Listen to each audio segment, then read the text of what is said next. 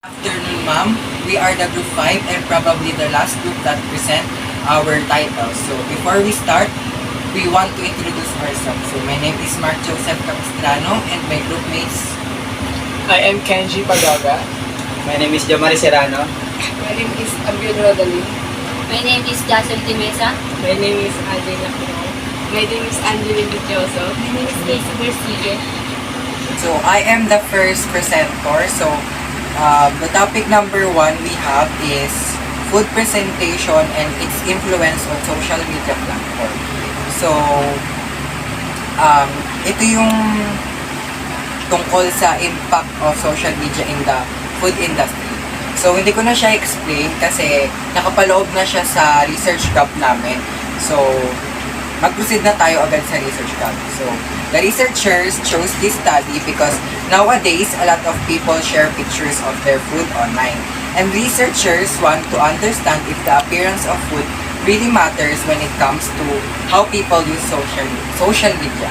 So here in the first sentence of the research gap, we researchers really wants to know and to understand if yung mga food quality or yung mga nakikita natin sa social media, sa online, kung ano yung epekto nito.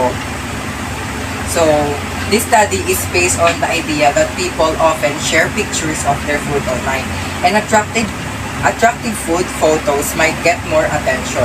So, the researchers want to understand if there's a connection between how food is presented and the number of likes, comments, and shares it receives on social media.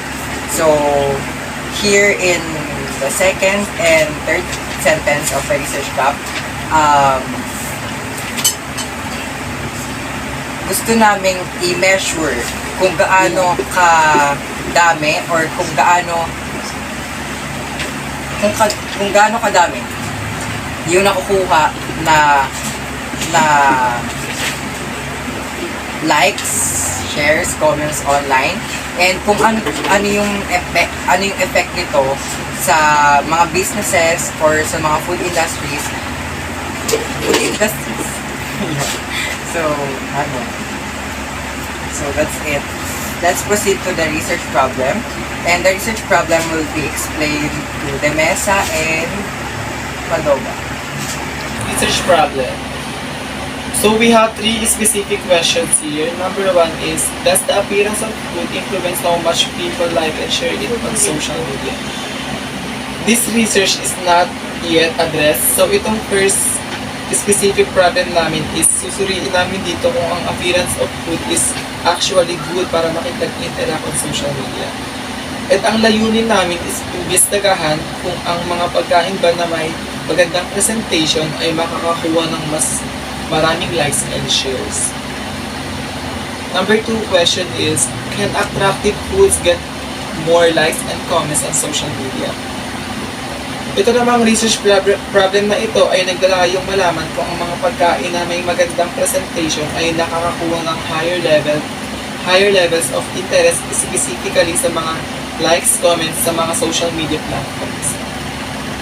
Number 3 is, does attractive food help social media posts go viral? Ito namang panghuling problem ay papasok upang suriin kung ang pagiging kaakit-akit na presentation ng pagkain ay nakakatulong sa pagiging viral ng mga posts na ito. Naglalayo itong magtatag ng connections sa pagitan ng visually appealing of food and the potential for posts na kumalat ng sobrang agad. The research purpose will be explained by Dichosa and Persimmon. Research purpose have 3 beneficiaries: restaurant owners, social media influence, food customer. Number 1, research owners to improve their food presentation and marketing strategies on social media, attracting more customer. Isa sa magbe-benefits po neto ay ang restaurant owner dahil nakakatulong ito sa kanila na mapabuti ang kanilang presentation of food at marketing on social media. Social media influencer. To understand what kind of food content gets more attention and engagement, helping them create more popular posts. Isa sa mga nakikinabang nito ay ang mga social media influencers dahil tinutulungan silang maunawaan kung anong type of food content ang nakukuha higit sa atensyon. Number 3, food customer. To enjoy visual applying food content and discover new place or recipes through social media and change their dining experience. Isa sa mga makikinabang nito ay ang mga mamimili. Ano mamimili? Dahil ito ay nagbibigay daan sa kanila upang ma-enjoy ang food contents and to discover new place or recipe through social media. Research designed to be explained. Dalin Abdul. The research methods and design. Quantity, descriptive design. 1. Food presentation and its influence on social media platform. Ang design na ginamit dito ay descriptive design. Dahil ito ay naglalarawan ng mga detalyado at mga totoong pangyayari tungkol sa mga litrato ng pagkain at social media. The research participant and local will be explained by Research Pastor. participants in local. The target participants will be restaurant customer who use social media at TM Pau Burritos, Burger and Fries, Las Marinas, Cavite.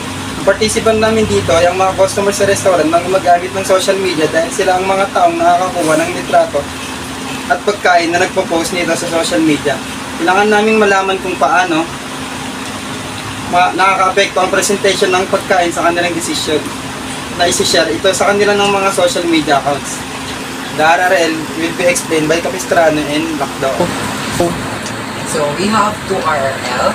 So the first one is Authenticity TikToking Clock, exploring the implications of sophisticated tools for performing authenticity on TikTok by Malenberg College 2020. So here in this article, we discovered that the people's eating habits are influenced by what they see on social media. I mean, mas pinipili nila yung nakikita nila sa social media kaysa sa mga quality food. And nakita ko siyang related or connected din sa title namin kasi pwedeng maka-apekto yung nakikita natin sa social media na pagkain tsaka sa nakikita natin sa in real life. So, yun. Second RRL will be explained by Lacdo. Yung second RRL po namin, the relationship between social media, exposure, and food content po. Connected,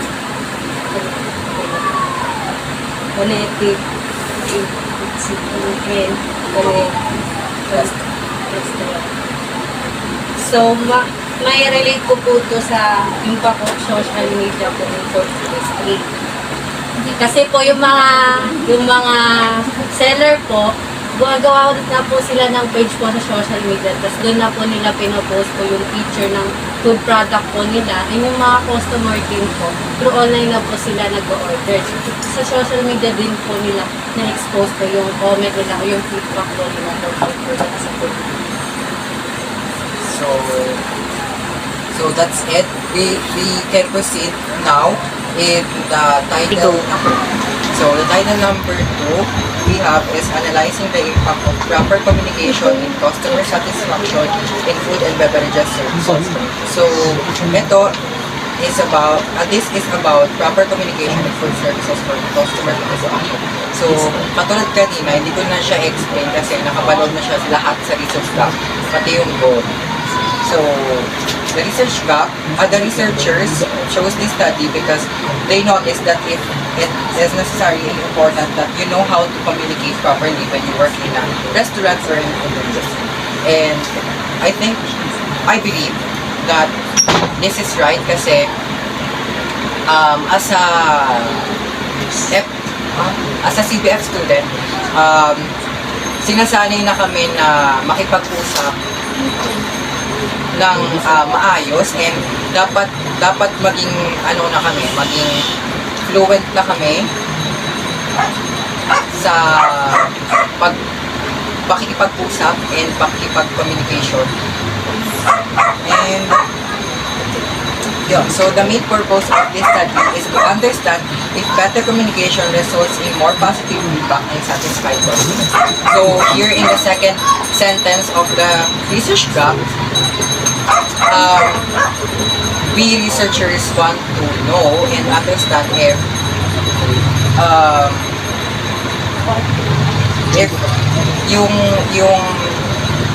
yung pakipag-usap na maayos is talagang nakaka-affect sa isang restaurant and sa food industry, and kung nakakatanggap ba sila ng mga positive comments and negative comments about doon.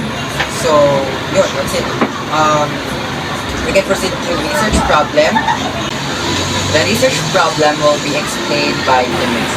Research problem. We have three specific question here. Number 1 is analyze the impact of proper communication on customer satisfaction in food of beverage service. Number 1. This is research problem is not yet addressed. So itong first specific problem namin is susuriin namin dito kung appreciation of food in actually good para makipag-interact ang social media. Ang layunin namin is imbestigahan kung ang mga pagkain ba na may magandang presentation ay nakakuha ng maraming likes and share. Number 2.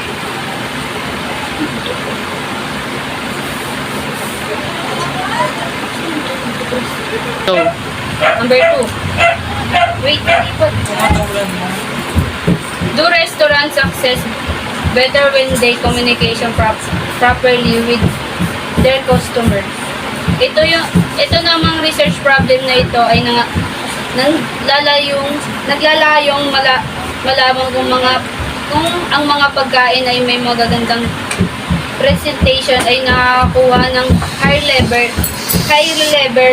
levels of interact specifically sa mga likes and comments sa mga social media platform. Number 3. Those better communication results in the more positive feedback and satisfied customer. Ito yung mga panghuling problem ay papasok upang suriin kung sa pagiging kakit-akit ng mga presentation ng pagkain ay nakakatulong sa pagiging viral ng mga post online. Naglalayon itong magtatag ng connection sa mga pagitan ng visual appealing of food and the potential purpose na kumakalat ng mga sobra sa online. Research purpose will be explained to Dichoso and Borsig. Research purpose. We have three beneficiaries: restaurant owners, diners, and food service staff.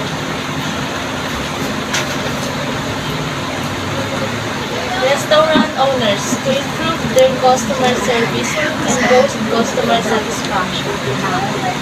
Isa sa mga magbibenefit nito ay ang mga may-ari ng restaurant. Bahagi sila nito dahil magagamit nila ang mga natuklasan upang mapahusay ang kanilang serbisyo sa customer at gawing mas masaya ang kanilang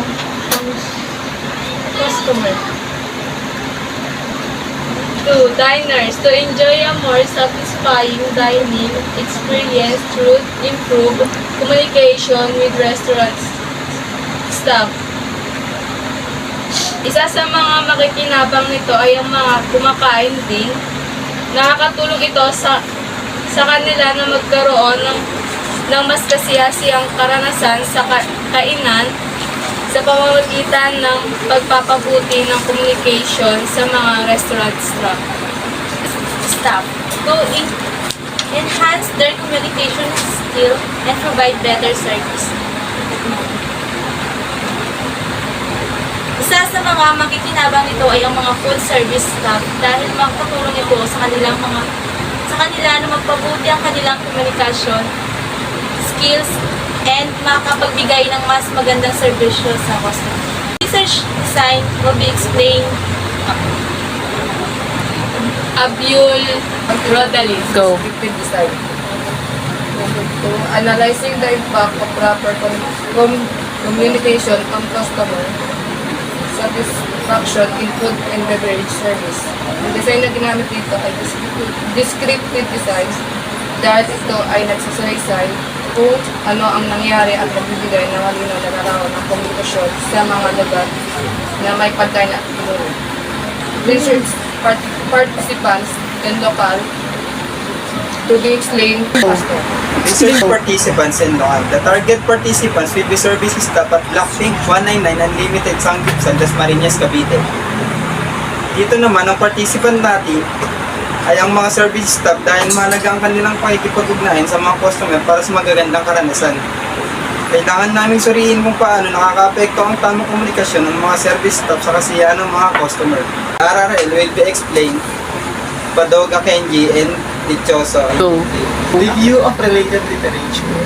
We have 2 RRL here. Number 1 is customer satisfaction towards communication skills of the franchise restaurant frontlines. This article by Mura S. and Rashid M. conducted customer satisfaction towards communication skills of the franchise restaurant frontliners. As we propose our research title, which is analyzing the impact of proper communication on customer satisfaction in food and beverage services. It is really closely related in our topic because they have the same objective, which is to assess the customer communication experience of the service encounter. Number 2, RRL, effective communication style for the customer-oriented service employee, inducing dedicational behavior in luxury restaurant pattern. Sa article na nahanap namin, na-discover namin na iba-iba yung style of communication ang ginagamit katulad ng pagiging friendly or pagiging masigla. Ito ay may positibong epekto na makikipag-ugnayan sa mga customer at empleyado na nagbibigay serbisyo sa kanilang customer.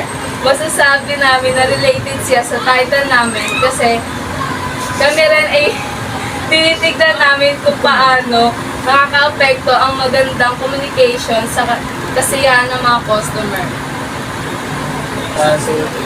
The topic number 3 will be explained by Katistran. The title number 3 is Factors Influencing Coffee Shop Choices. This is about consumers' preferences in coffee shops. So, yun nga, dahil ng unang dalawang title, hindi ko na siya explain. Kaya mag-proceed na tayo sa research gap. The researchers chose this study because nowadays, they noticed that coffee choices can be based on either the coffee's taste or how much it costs. So here in the first sentence of the research gap, in title number 3,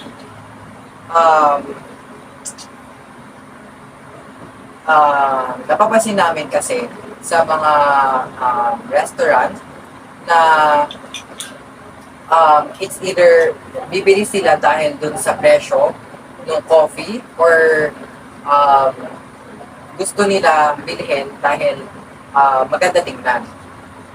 So, they wanted to find out whether people would be willing to pay more for really outstanding coffee or in cheaper prices were their biggest concern. This helped coffee shops know what to focus on, and it's important because it affects where people like to get their coffee. So, yun nga. Kaming mga researchers, gusto naming malaman and to understand kung ano yung mas gusto ng customer sa isang coffee shop. Kung yung price ba or yung yung quality ng binibenta nila. So, yun. The research problem will be explained by Padoga. Research problem. We have 3 specific questions here. Number 1 is when choosing a coffee shop, do people prioritize good coffee or affordable prices? Itong unang problem ay mahalaga sapagkat ito ay nakakatulong sa atin na malaman kung mas pinapahalagahan ng mga customer ang kalidad ng kape o kung mas naghahanap sila ng mas mababang presyo kapag naghahanap sila sa isang coffee shop. Number 2 is there a relationship between the price or coffee and where people choose to buy it? Itong problem na ito ay tungkol sa pagtukoy kung ang halaga ba ng kape ay nakakaapekto kung saan pinipili ng mga tao na bumili ng kanilang kape. Itong tanong na ito ay maaaring magbukas ng pinto sa kung paano nakakaapekto ang presyo sa mga desisyon ng mga customer na mahalagang impormasyon para sa may-ari ng kapihan upang mag-set ng mataas na presyo. Last questions. Do customers continue with a coffee business that offers especially good coffee even if it costs more? Ang problem na ito naman ay naglalayong alamin kung ang mga customer ay mananatili sa isang kapihan na nag-aalok ng napakahusay na kape kahit ito ay may kaunting kamahalan na presyo. Ito ay maaaring magamit ang mga negosyo ng kape ang impormasyon ito para sa kanilang mga strategy. So the research purpose will be explained by Dichosa and Keith. Research purpose, we have 3 beneficiaries. Coffee shop of owners, customers, market research. Number 1, coffee shop owners to understand customer preference and optimize their offering to attract more customer. Isa sa mga kinabang nito ay ang mga may-ari ng coffee shop dahil tutulungan sila nito maunawaan kung ano ang gusto ng mga customer at ito ang nagbibigay daan sa kanila at pagbutihin ang kanilang mga coffee, ang mga offer upang makaakit ng mas maraming customer. Consumers, to make informed choice based on the properties of quality and price when selecting coffee shop. Wait. Paliwanag ko na lang. Isa sa mga magbe-benefit nito ay ang mga mamimili dahil ito ay nagbibigay daan sa kanila na gumawa ng matalinong pamamilian kapag pumili ng mga coffee shop batay sa kanilang properties of quality and price. Number 3, market researcher to expand their knowledge of customer behavior in the coffee shop industry of future marketing and strategy development. Isa sa mga makikinabang nito ay ang mga market researcher dahil pinapalawak nito ang kanilang kaalaman sa kung paano kumilos ang mga mamimili sa coffee shop industry. The research design will be explained by Dalin Abula. Research method and design. Quantitative descriptive design. 3. Quality versus price, consumer choice in the coffee shop. Industry of factors influencing coffee shop choice. Ang design na ginamit dito ay descriptive design dahil ito ay naglalarawan kung ano ang iniisip ng mga mamimili kapag pumipili ng coffee shop at kung paano nakaka-apekto ang presyo at kalidad. Research participant and local will be explained by Padoga. Research participants and local. Target participants will be coffee shop customers at Punto Cafe at Bento Barangay, Paliparan 3, Dasmariñas, Cavite. Ang participant namin dito ay ang mga customers sa isang coffee shop dahil sila ang direct na nai-influensyahan ng iba't ibang factors when selecting a coffee shop. Kailangan namin dito malaman kung ano-ano ang mga itinuturing nilang halaga sa pagpili ng kapihan. The RRL will be explained by the Mesa and Pastor. The impact of product quality and price on customer satisfaction with the mediator of customer value. Para sa mga kumpanya, ang kalidad ng produkto ay nakakuha ng katapat ng customer. Tumutulong sa sa pagtatatag ng pagkakakilala sa patak at pamamahala ng mga gastos. Kadalasang bumibili ang mga customer mula sa mga kumpanyang kilala at nagkakatiwalaan nila at maaaring bawasan ng mga negosyo ang mga nagastos na nagre-resulta mula sa mga pagbabalik ng produkto, mga depekto at pagkalugi sa pamamagitan ng kontrol sa kalidad ng produkto. The second RRL will be explained by Dimesa. The effect of price, service quality, and brand image on customer satisfaction and International Journal of Management of Consumer Invitation. Nanatili nakatuon sa solusyon at positibo at huwag isa puso ang mga kanilang negativity. Magsanay ng mga aktibong pakikinig. Ipakita sa mga customer na talagang binibigyang pansin sa mga mamagitan ng pag-uulit ng kanilang mga salita. So, balik sa kanila para matiyak na naiintindihan mo kung ano ang kailangan nila. Magtanong para linawin ng mga detalye, lalo na kapag nakikipag-usap sa passive customer.